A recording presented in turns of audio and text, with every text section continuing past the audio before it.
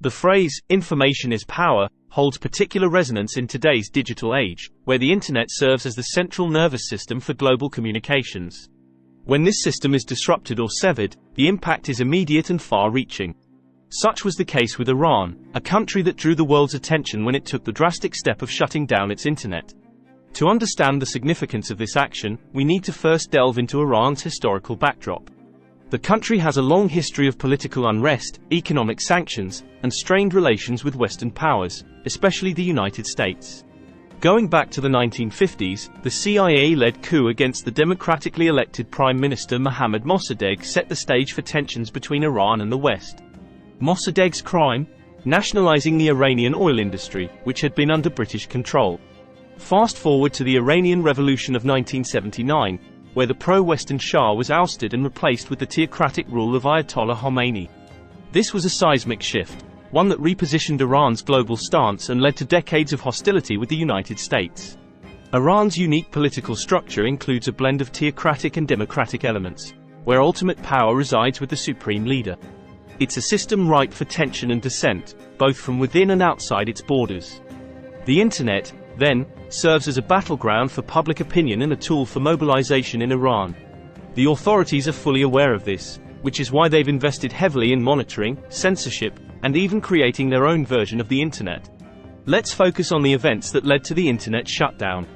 The Iranian government, struggling under economic pressure exacerbated by sanctions, announced a sudden increase in fuel prices. This decision triggered mass protests, revealing the simmering discontent among the population. Demonstrations spread like wildfire, thanks in part to the internet. Social media platforms became catalysts for organizing protests, sharing information, and revealing the harsh response from security forces. Fearing loss of control, the government did the unthinkable. It pulled the plug on the internet, plunging the nation into informational darkness. Iran wasn't the first to do this, but the scale and implications of their action were staggering. Nearly all of the nation's internet connectivity was severed. Imagine the impact. Families couldn't communicate, businesses were disrupted, and most importantly, the flow of information about the protests was stifled. Iran's internet infrastructure allowed for such a dramatic action.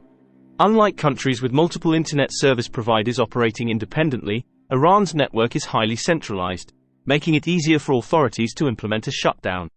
It's essential to underline the role of the National Information Network, Iran's domestic internet service. This network stayed functional during the shutdown, but it's a walled garden, highly monitored and censored.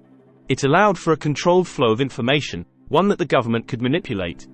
The shutdown had immediate international repercussions. Human rights organizations decried the move, pointing out that it effectively silenced the voices crying out against oppression and violence. Global leaders chimed in, with some referring to the internet shutdown as an internet blackout, likening it to authoritarian regimes that have taken similar actions to quell dissent. What about the effectiveness of this tactic?